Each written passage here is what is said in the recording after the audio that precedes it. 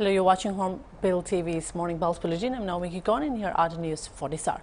In Agartala, leader of opposition Jitendra Chaudhary has hit out at the Delhi police for allegedly referring to a Bengali accent as Bangladeshi language in a recent communication.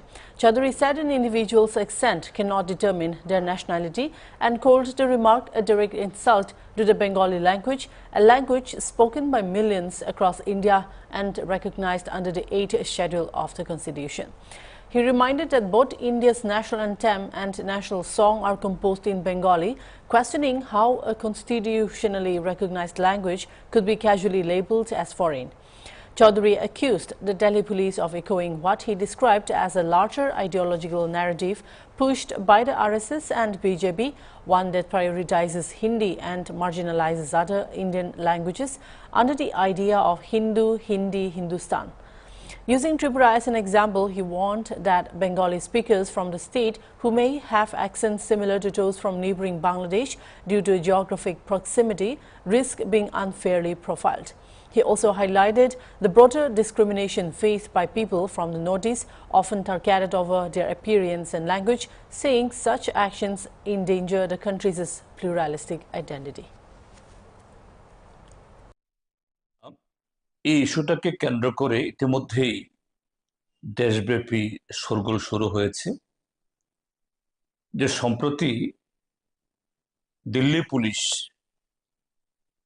যেটা সরাসরি স্বরাষ্ট্র মন্ত্রক দ্বারা পরিচালিত যার মাথায় আছেন আমাদের দেশের স্বরাষ্ট্রমন্ত্রী মাননীয় অমিত শাহ মহোদয় যে দিল্লি পুলিশ একটা চিঠি লিখেছে এটা প্রায় এর মতো বিজ্ঞাপনের মতো যে দিল্লিতে সাম্প্রতিককালে তারা যে বিদেশি নাগরিক বিশেষ করে বাংলাদেশি তাদের চিহ্নিত করার নামে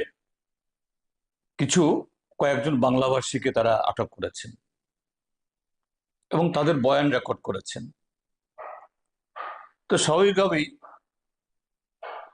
তারা বাংলাদেশি না ভারতীয় পশ্চিমবাংলা আসাম বা ত্রিপুরা রাজ্যের বাসিন্দা আমি সে কথা বলছি না, কিন্তু দিল্লি পুলিশ যেভাবে বিষয়টাকে এই উত্থাপন করেছে এটা অত্যন্ত আপত্তিজনক। তারা নিঃসন্দেহে বাংলাতেই তাদের বয়ান দিয়েছেন।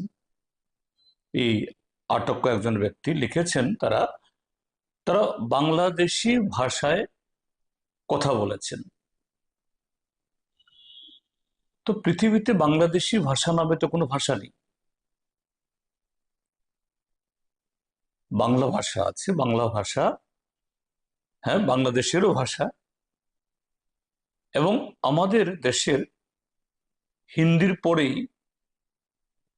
দ্বিতীয়।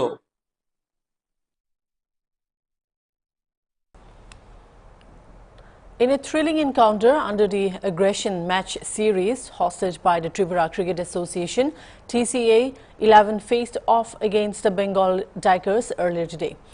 The Bengal Tigers won the toss and opted to bowl first, setting the stage for a competitive clash.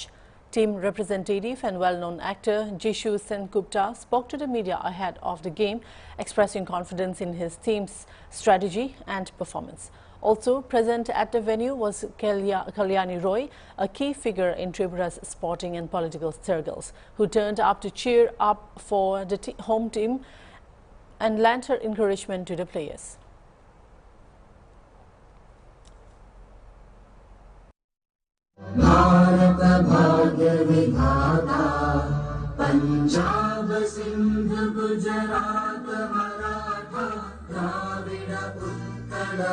আছে সবাই মিলে একসাথে শুরু করি আজকের ম্যাচ।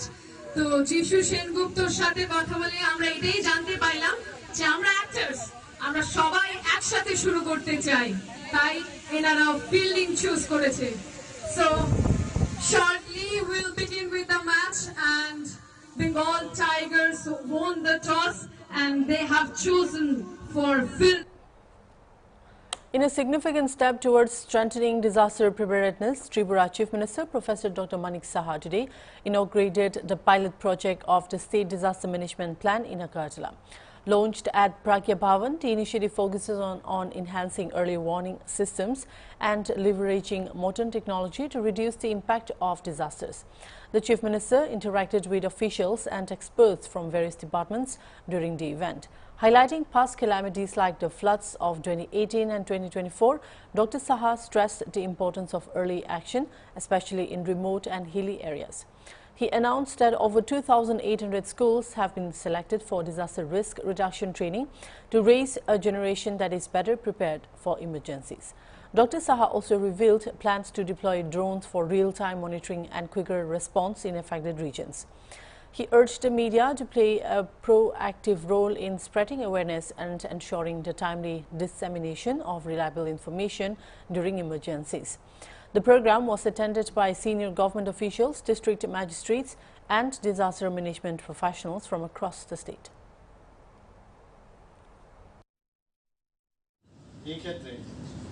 আমি যতটুকু বুঝলাম এবং যা দেখলাম যে আগামী দিনে আমাদের মাননীয় প্রধানমন্ত্রীজি যে 10 পয়েন্ট এজেন্ডা এটা উনি রেখেছেন সেন্দাই ফ্রেমওয়ার্ক উনি রেখেছেন যাতে করে আমাদের যে ঝুঁকিগুলো আসে বিভিন্ন সময়ে বিভিন্ন সমস্যা কি হতে পারে এবং তাতে একটা পার্মানেন্ট যখনই এই ধরনের প্রবলেম হবে আমরা পার্মানেন্টলি যেন আমরা তৈরি থাকি যেটা এই বছর আমরা করলাম আবার একটু বয়ে গেলাম যে কোনো সময়ে যে কোনো বিষয় বন্যা তো একটা পার্টিকুলার টাইমে আমরা জানি ওই সময় হয় কিন্তু ভূমিকম্প তো কখন যে কোনো সময় আসতে পারে বা অন্যান্য যেসব দুর্যোগপূর্ণ বিষয়গুলো থাকে যে সব দিক দিয়ে যদি আমরা রেডিনেস থাকে 24/7 প্লাস 365 ডেজ আমাদের রেডি থাকতে হবে তার জন্য আজকের যে 6টা যে এখানে উদ্বোধন হলো সত্যি এটা আমাদের জন্য কাজে আসবে এবং With just 2 months to go, the festive spirit is slowly beginning to take over Tripura. In Agartala, preparations for Durga Puja, the state's grandest celebration, are already in full swing. Community clubs across the capital have begun Kuti Puja, the traditional ritual that signals the start of pandal construction. Many have also started unveiling their unique themes for this year's celebrations. In Shantipara, Aikatan Juba Sanstha is drawing attention with a marquee inspired by a Buddhist temple in Myanmar, aiming to showcase intricate design and cultural symbolism. Meanwhile, Tushar Sangha of Chandrapur is opting for a socially relevant theme. Concerned about rising mobile phone addiction among children, the club plans to use its bundle to highlight the impact of excessive screen time and urge parents to encourage healthier habits. As Durga Puja preparations get a pace, Tripura is also preparing for the wider festive season with Manasa Puja later this month, Ganesh Chaturthi in early September and Deepavali rounding off in October. According to the Agartala Municipal Corporation, over 20 lakh people are expected to visit pandals during the 4-day Durga Puja festivities, especially on Chaturthi and Panchami evenings.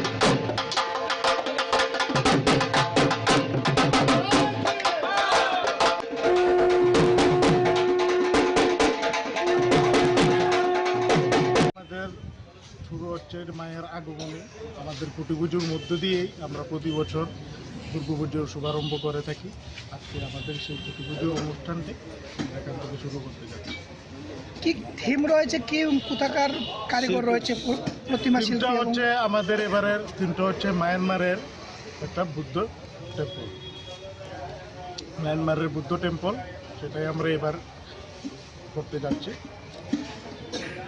কিরকম budget নিয়ে এবার আপনাদের দেখুন budget আমাদের কোনো বছরই কোনো কিছুতে ঠিক থাকে আমাদের প্রতি বছর বাজেট আনলিমিটেড হয়ে থাকে আমরা পুজোর সময় আমরা খরচ করি আমরা যেদিন বাৎসরিক হিসাব হয় সেদিন আমাদের বাজেট থাকে কাজেই বাজেট আমাদের কোনো বছরেই শান্তিপাড়া বরাবরই আমরা বিগ বাজেটের পুজো করে থাকি। আলোকসজ্জা কি থাকবে এবার, কোনো এক্সট্রা আকর্ষণ থাকবে? আলোকসজ্জা এবার এক্সট্রা কোনো কিছু না, তার না হলেও নানা রকমের লাইটিংয়ের পুজো মণ্ডপ তৈরি এবং প্রতিমা তৈরিতে কারা রয়েছে?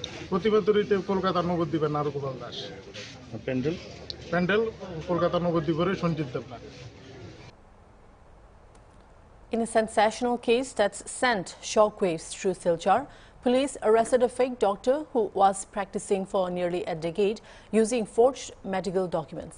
43-year-old Pulak Malagar, a resident of Patarpur in Assam's Sri Bhumi district, was picked up on Sunday morning from the Shibunsdari Nari Shiksha Seva Ashram Hospital, where he had been impersonating a gynecologist and obstetrician. Silchar police have taken him into 5-day remand as investigations intensify. Senior Superintendent of Police Numal Mahata confirmed that Malakar had forged an MBBS degree purportedly from a reputed medical college in Odisha. What's even more shocking that is Malakar allegedly started as a 4th grade hospital employee and climbed up to post as a specialist in 2016, amassing money from unsuspecting patients. Police say he bought the fake certificate through a racket likely operating from within Barak Valley. Authorities are now working to track down the entire network involved in this scam. SSP Mahata said the police will take the strictest legal action and warned others engaging in such malpractices that they will not be spared. আমাৰ এটা বিশেষ সূত্ৰৰ খবৰৰ ভিত্তিত আমি এটা লাভ কৰি তাৰ পিছত আমি সেই সংক্ৰান্তে কিছু অনুসন্ধান কৰিছিলোঁ। এজন ব্যক্তিয়ে ভুৱা সাৰ্টিফিকেট লৈ আৰু ভুৱা তেওঁ চিকিৎসা চলাই আছে বুলি গম পোৱাৰ পাছত আমি তাক ভেৰিফিকেশ্যন কৰোঁ আৰু ভেৰিফিকেশ্যন কৰাৰ পিছত যেতিয়া আমি গম পাওঁ যে এই সঁচাকৈ এই ব্যক্তিজনে ভুৱা চিকিৎসাৰ ৰূপত ইয়াত চিকিৎসা চলাই আছে। তাৰপিছত তেওঁক আমি যোৱাকালি আমি ব্যক্তিজনক আমি এৰেষ্ট কৰোঁ। তেওঁৰ নাম হৈছে পুলক মালাকাৰ, 43 years। তেওঁ গড় হ'ল বদৰপুৰ শ্ৰীভূমি। তেওঁ ইয়াতে এটা স্থানীয় ব্যক্তিগত অনুষ্ঠান এটাত থাকি তেওঁ ভুৱা চিকিৎসা চলাই আছিলে আৰু যেতিয়া আমি তেওঁক সোধপোছ কৰোঁ, সোধপোছ কালত গম পোৱা গৈছে যে সম্পূৰ্ণৰূপে তেওঁ ভুৱা আৰু কিছুদিনৰ আগতে তেওঁ এনেকুৱা চিকিৎসাৰ অনুষ্ঠানত তেওঁ যোগালী নিচিনা মানে তেওঁ 4th গ্ৰেডৰ কাম কৰিছিলে আৰু তাৰ পিছতে তেওঁ ভুৱা সাৰ্টিফিকেট লৈ তেওঁ এটা চিকিৎসক হিচাপে তেওঁ নিজকে উত্তৰণ কৰে। ইয়াৰ ফলত আমি দেখা পাইছোঁ যে তেওঁ যোৱা 2016 চনৰ পৰাই তেওঁ ইয়াত এই ভুৱা চিকিৎসা তেওঁ কৰি আছিলে আৰু লোকসকলক অভুৱা ভৰি তেওঁ টকা পইচা তেওঁ সৰকাইছিলে। গতিকে এই সংক্ৰান্তে তেওঁ সোধপোছ কৰাৰ পাছত এটা আমি মোকৰ্দমা ৰুজু কৰোঁ সদৰ থানাত আৰু মোকৰ্দমাৰ নম্বৰ হৈছে 786/24 আৰু BNSৰ অধীনত আমি গোটেই ভাৰতীয় ন্যায় সংহিতাৰ আধাৰত আমি গোটেই কেছটো ৰেজিষ্টাৰ কৰিছোঁ আৰু আমি বৰ্তমান অনুসন্ধান চলাই আছোঁ। তেওঁ এটা ভাৰতবৰ্ষৰ এটা ৰিনাউণ্ড আৰু এটা অনুষ্ঠানৰ চিকিৎসা মহাবিদ্যালয় শ্ৰী ৰামচন্দ্ৰ ভাঞ্জ চিকিৎসা মহাবিদ্যালয় কটকৰ তেওঁ চাৰ্টিফিকেট, তেওঁ ভুৱা চাৰ্টিফিকেট এটা তেওঁ আমাক দেখুৱাইছে আৰু সেইটো আমি যেতিয়া সত্যাপন কৰোঁ সেইটো সম্পূৰ্ণৰূপে ভুৱা বুলি প্ৰমাণিত হৈছে আৰু তেওঁ মানুহৰ জীৱনক বিপদাপন্ন কৰি তেওঁ এই ভুৱা চিকিৎসা চলাই গৈছিলে। Karnataka Deputy Chief Minister D.K. Shivakumar said that the protest against vote theft has been postponed to August 8 in view of the demise of former Jharkhand Chief Minister Shibu Soren. He informed that the venue and time of the protest will remain the same and decision was taken in consultation with the national leaders.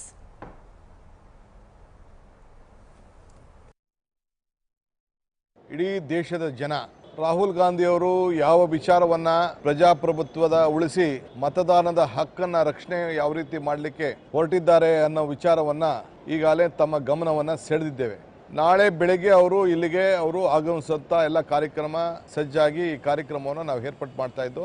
ನನಗೆ ನಮ್ಮ ಮಾಜಿ ಮುಖ್ಯಮಂತ್ರಿಗಳು, ನಮ್ಮ is A partner, we are associate India ಗ್ರೂಪ್ನ ಮುಖ್ಯಸ್ಥರು ಸೊಬ್ಬೇಶ್ವರನ್ ಅವರು ಕೊನೆ ಉಸಿರು ಎಳೆದ್ರು ಅಂತ ಹೇಳಿ ವಿಚಾರ ತಿಳಿತು. ಸೊ ಇಲ್ಲಿಗೆ ಬರೋ ಅಷ್ಟೊತ್ತಿಗೆ ಕೊನೆಗೆ ನಮಗೆ ಕಾನ್ಫರೆನ್ಸ್ ಕಾಲಲ್ಲಿ ನಮ್ಮ ಹತ್ರ ಎಲ್ಲ ರಾಹುಲ್ ಗಾಂಧಿ ಅವರು, ಖರ್ಗೆ ಸಾಹೇಬರು, ವೇಣುಗೋಪಾಲ್ ಅವರು ನಾವೆಲ್ಲ ಕೂತ್ಕೊಂಡು ಮಾತಾಡಿದು. 3 ಗಂಟೆಗೆ ಅವರ ಅಂತಿಮ ಸಂಸ್ಕಾರವನ್ನು ಹಮ್ಮಿಕೊಳ್ಳಲಾಗಿದೆ. ಸೊ ಆಗ ಆತರದಿಂದ ಇಲ್ಲಿ ಬಂದು ಹೋಗೋದು ಸರಿ ಇಲ್ಲ ಅನ್ನೋದು ಕೂಡ ನಮ್ಮ ವಿಚಾರ ಆಯಿತು. ನಾವು ಇಡೀ ದೇಶಕ್ಕೆ ಒಂದು ದೊಡ್ಡ ಸಂದೇಶ ಕೊಡುವಂಥ ದಿನ, ಆ ದಿನದಲ್ಲಿ ಆ ಕಾರ್ಯಕ್ರಮ ಮಾಡೋದು ಸರಿ ಇಲ್ಲ ಅನ್ನೋದು ಕೂಡ ಒಂದು ತೀರ್ಮಾನಕ್ಕೆ ಬಂದಿದ್ದೇವೆ. ನಾವೆಲ್ಲ ಕೂತ್ಕೊಂಡು ಚರ್ಚೆ ಮಾಡಿ ಈಗ 8ನೇ ತಾರೀಕು ಈ ಕಾರ್ಯಕ್ರಮವನ್ನು ಮುಂದೂಡಿದ್ದೇವೆ. ಸೊ ನಮ್ಮ ಎಲ್ಲ ರಾಜ್ಯದ ಎಲ್ಲ ಮುಖಂಡಗಳಿಗೆ, ಕಾರ್ಯಕರ್ತರಿಗೆ, ಬಹಳ ಸಜ್ಜಾಗಿ ಶಾಸಕರಿಗೆ, ಮಂತ್ರಿಗಳಿಗೆ, ಎಲ್ಲರೂ ಕೂಡ ಕಾರ್ಯಕರ್ತರಿಗೆ ಕೂಡ ನಾನು ಮನವಿ ಮಾಡ್ಕೊಳ್ತಾ ಇದ್ದೇನೆ. ತಾವು ಏನು ಇವತ್ತು ಸಿದ್ಧತೆ ನಾವು ಮಾಡ್ಕೊಂಡಿದ್ದೀವಿ, ಸಿದ್ಧತೆಯನ್ನು ನೀವು ಮುಂದುವರಿಸಬೇಕು. ನೀವು 8ನೇ ತಾರೀಕು ಬೆಳಗ್ಗೆ ಇದೇ ರೀತಿ ಇದೇ ಜಾಗದಲ್ಲಿ ಇಲ್ಲಿ ಕಂಟಿನ್ಯೂ ಆಗ್ತದೆ. Shiv Sena UBT MP Sanjay Raut on Monday said as long as there is hunger in the country, devils will be born. Stating that monsters are born out of hunger and unemployment, he said a person becomes a thief due to hunger and the need for survival. They can either be called terrorists, Naxalites, Maois and any other names based on religion. It is in India, Syria, Russia and in Pakistan. It is the government that creates monsters, he added. Ram Manohar Lohia ji का एक बहुत प्रसिद्ध sentence है, बोलो या जब तक इंसान भूखा रहेगा या देश में भूख रहेगी तब तक शैतान पैदा होता रहेगा। भूख की वजह से शैतान पैदा होता है, बेरोजगारी की वजह से शैतान पैदा होता है। वो चोरी करता है, वो डाका डालता है, भूख घर चलाने के लिए, चूल्हा जलाने के लिए, सर्वाइवल के लिए। ये एक आज की बात नहीं, ये पुरानी बात है। लोग क्यों डकैत बन गए थे? जगह जगह पे अन्याय के खिलाफ लड़े थे। फूलन देवी को आप स्टोरी देख लीजिए ना, ऐसे बहुत से डाकू है। मैं एक बात बोल रहा हूं, नहीं तो आप उसका अलग अर्थ। पूरे विश्व में जहां जहां गरीबी है, जहां जहां भूख है, जहां जहां कंगाली है, जहां जहां युद्ध चल रहा है, वहां वहां ये लोग हैं अपने हथियार उठाते हैं और अपने परिवार को पालने के लिए, खुद को जीने के लिए इस प्रकार से शैतान बन जाते हैं। आप उसे टेररिस्ट कहिए, आप उसे नक्सलाइट कहिए, आप उनको माओवादी कहिए, या आप उनको और कुछ नाम दीजिए किसी धर्म के आधार पर। ये तो है, हमारे देश में भी है, अफगानिस्तान में है, श्रीलंका में है, कहाँ नहीं है, रशिया में है, यूक्रेन में है, इराक में है, सीरिया में है, पाकिस्तान में तो सबसे ज़्यादा है। उसमें नई बात क्या है? भूख है, बेरोजगारी है, तो शैतान सरकार पैदा कर रही है। बीजेपी का कहना है कि ओसामा बिन लादेन क्यों टेररिस्ट बन गया, क्यों टेररिस्ट बन गया? देखिए, ओसामा बिन लादेन की बात भारत में मत लाइए, मैं हमारे देश की बात कर रहा हूं। पाकिस्तान में अगर ठीक से संस्कार होता, एजुकेशन होता, गरीबी निर्मूलन के खिलाफ काम होता, तो वहां भी कसाब पैदा नहीं होता।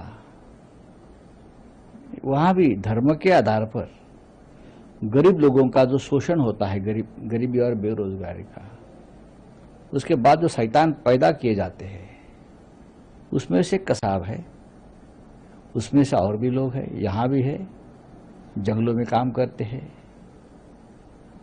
ना। ये मैं मेरी बात नहीं कह रहा हूँ, मैं एक मानवता या एक देश का, समाज का दृष्टिकोण में बोल रहा हूँ, विश्व का दृष्टिकोण बोल रहा हूँ। हर जगह पे Philippine President Ferdinand Romualdez Marcos Jr. arrived in the national capital Delhi on Monday for a 5-day state visit to India aimed at furthering strengthening the India-Philippines relationship, the Ministry of External Affairs stated. This is the first visit by the president of the Southeast Asian country to India since he assumed office back in 2022, marking a significant milestone as his visit aligns with the celebration of the 75th anniversary of diplomatic ties between the two nations.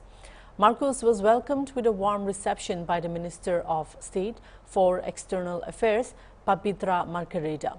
He was accompanied by First Lady Luis Araneta Marcos and a high-level delegation, including several ministers from his cabinet. According to a statement by the MEA, during his visit, President Marcos will be holding talks with President Draupadi Murmu and Prime Minister Narendra Modi, along with other officials. He will also be meeting with External Affairs Minister S.G. Shankar. On August 5, he will lay a writ at Judge Cut, and following that, he will hold talks with PM Modi at the Hyderabad House. Exchange of memoranda of understanding and press statements will take place thereafter. The Philippine president will meet Union Minister of Health and Family Welfare, J.P. Nadda, and thereafter President Draupadi Murmu. He will then travel to Bengaluru and meet Karnataka Governor Thawar Chand Gehlot. His visit came following an invitation by PM Modi and MEA statements stated on Thursday. Diplomatic relations between India and the Philippines were established in November 1949.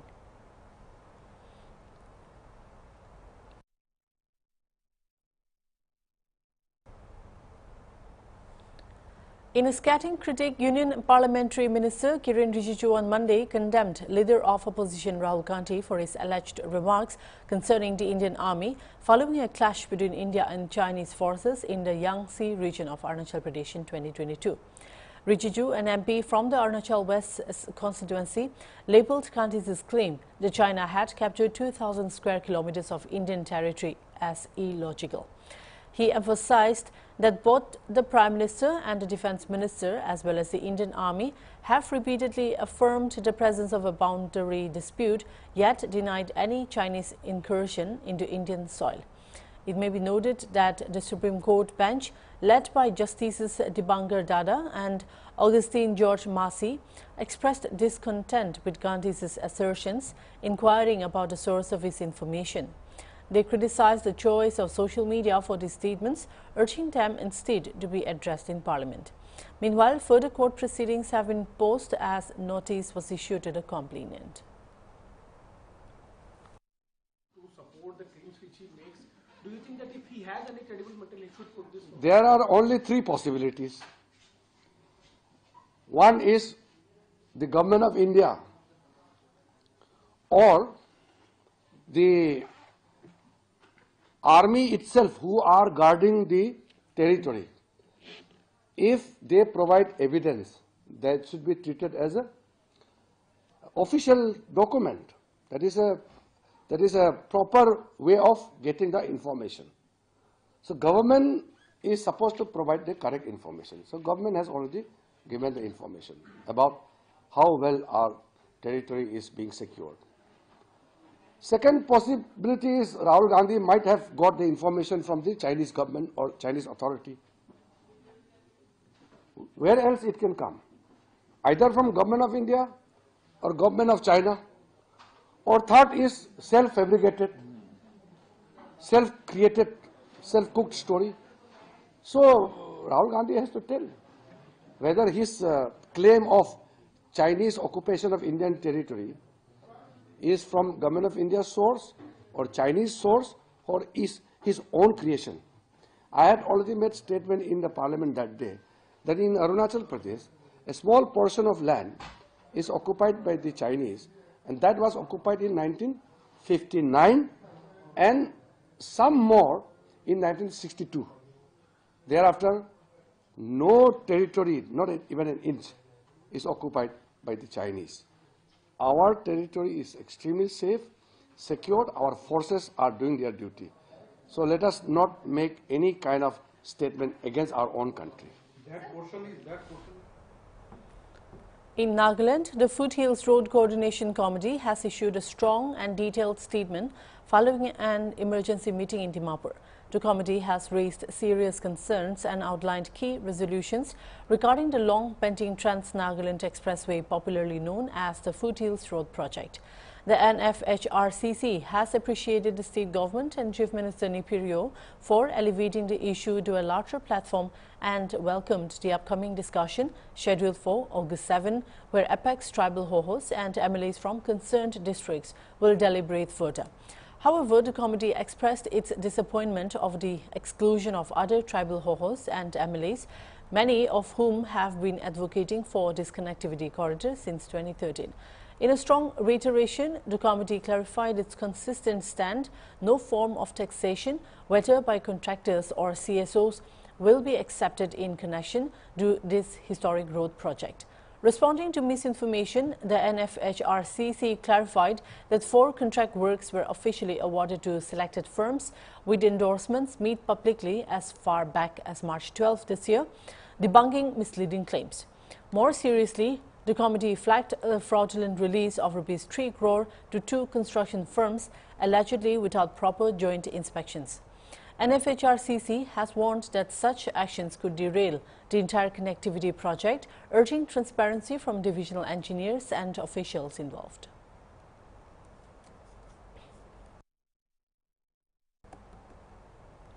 That's all for now. Keep watching Hornbill TV.